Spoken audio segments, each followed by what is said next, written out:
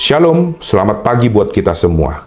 Kembali lagi kita bersama Renungan Harian HKBP Resort Sutoyo. Kita bersatu dalam doa. Damai sejahtera dari Tuhan Allah yang melampaui segala akal. Itulah kiranya yang memberkati hati dan pikiran saudara di dalam Kristus Yesus Tuhan kita. Amin. Saudara-saudari yang terkasih dalam Yesus Kristus, firman Tuhan kita di pagi hari ini diambil dari kitab Lukas pasal yang ke-6 ayat yang ke-12. Demikian firman Tuhan. Pada waktu itu pergilah Yesus ke bukit untuk berdoa, dan semalam-malaman ia berdoa kepada Allah.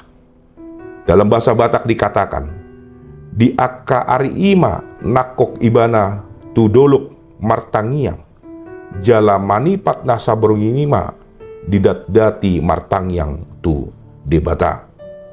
Saudara-saudari yang terkasih dalam Yesus Kristus, perlukah kita berdoa?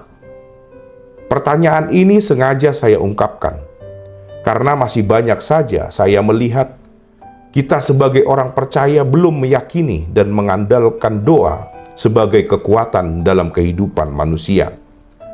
Padahal doa menurut Martin Luther nilainya sama dengan nafas kehidupan bagi manusia. Ini menandakan bahwa doa sangatlah penting bagi orang percaya. Dan firman Tuhan kita pada hari ini juga menggambarkan pentingnya doa. Karena doa juga dilakukan oleh Yesus Kristus sendiri dalam berkomunikasi dengan Allah Bapa sebelum mengambil keputusan yang penting, yaitu dalam memilih 12 muridnya. Saudara-saudari yang terkasih, pada ayat ini dikatakan bahwa Yesus memilih untuk menyendiri dan berdoa semalam-malaman kepada Allah. Ini menunjukkan bahwa Yesus tidak mengambil keputusan sembarangan.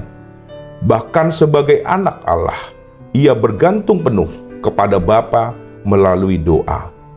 Meskipun ayat ini hanya bersifat informasi, namun dari ayat ini kita dapat memetik beberapa hal.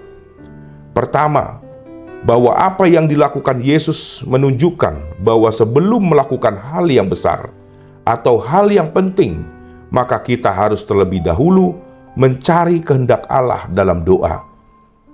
Dari sini kita dapat melihat bahwa doa menjadi sangat penting karena doa menjadi sarana untuk menyelaraskan kehendak Allah dengan kehendak manusia. Setiap tindakan atau keputusan tidak boleh hanya mengandalkan logika dan kemampuan diri kita sendiri, melainkan harus dengan pertimbangan yang sesuai dengan kehendak Tuhan. Selayaknya seperti seorang prajurit yang tak akan masuk ke pertempuran tanpa berbicara terlebih dahulu dengan komandannya. Begitu juga kita sebagai umat Tuhan. Maka dari itu kita dituntut untuk berdoa sebelum melakukan atau memutuskan sesuatu agar setiap yang kita lakukan berkenan bagi Tuhan. Kedua, dari firman Tuhan ini, maka kita diajarkan bahwa doa yang benar harus dilakukan dengan tulus dan konsisten. Pernyataan Yesus berdoa semalam-malaman ingin menunjukkan ketekunan Yesus dalam berdoa. Ia menjadikan doa sebagai nafas kehidupan yang dilakukan secara konsisten.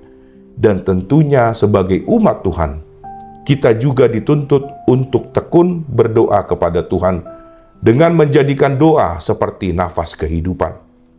Saudara-saudari yang terkasih dalam Yesus Kristus, dari firman Tuhan kita ini, maka marilah kita luangkan waktu kita khusus untuk berdoa. Bukan hanya saat kita di gereja saja, tetapi dimanapun itu, jadikan doa sebagai nafas kehidupan.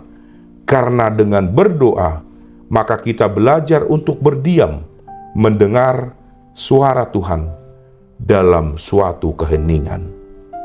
Amin. Kita berdoa. Terima kasih ya Tuhan atas firman-Mu yang boleh kami dengar pada hari ini, yang mengajarkan kami tentang pentingnya doa bagi kami orang percaya. Kuatkanlah kami untuk dapat melakukan sesuai dengan firman-Mu ini Tuhan. Demikian juga sertai kami selalu di segala aktivitas kami pada hari ini. Pekerjaan kami, keluarga kami, dan semuanya itu Tuhan, agar kami bersuka cita dan nama-Mu semakin dipermuliakan di dalam hidup kami. Di dalam nama anak-Mu Yesus Kristus, Juru Selamat kami. Amin.